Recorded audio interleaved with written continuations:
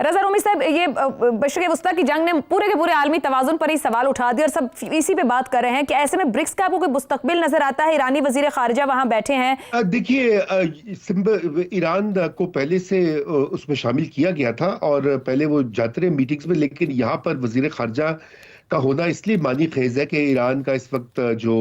एक बहुत संगीन,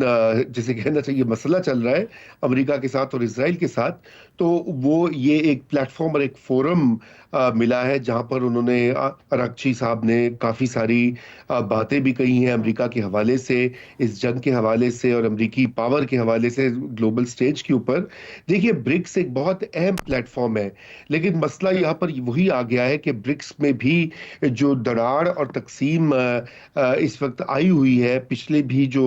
उनका इजलास था उसमें कोई मुश्तरका एलामिया सामने नहीं आ सका था, और उसमें भी एक बहुत बड़ा मसला ये हिंदुस्तान का ही इसराइल के साथ जो एक पूरा गठजोड़ है। अभी कुछ दिन पहले इसराइल ने यह दावा किया कि इसराइल के जो वजीर आजम है नेतन्याहू, वो खुफिया दौरे पर यूएई गए थे, जिसको यूएई बार बार डिनाई कर रहा है। हालांकि वहाँ के जो मुख्तलिफ इजरायली अकाउंट्स हैं वो ये कह रहे हैं कि उनका खुद जाती तौर पर इस्तकबाल हुआ था, उनको बहुत ही शाही मेहमान की तरह, एक बादशाह की तरह ट्रीटमेंट दिया गया था। तो ये सब नामालूम कि क्यों यूएई इसको डिनाई कर रहा है, क्योंकि उनका इत्तेहाद तो अब एक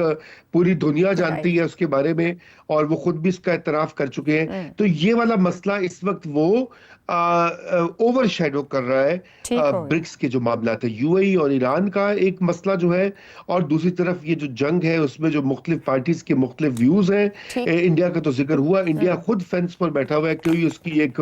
पोजीशन नहीं है, बल्कि जो जंग से पहले तो वो इसराइल के साथ मुकम्मल यगानकत और यकजहती का इजहार कर चुका था एक दिन पहले, और अब वो कोशिश कर रहे हैं कि इंडिया वाले थोड़े से अपने आप को डिस्टेंस करें। लेकिन ब्रिक्स में अभी फिलहाल इस वाले इजलास में कोई अहम पेशरफ्त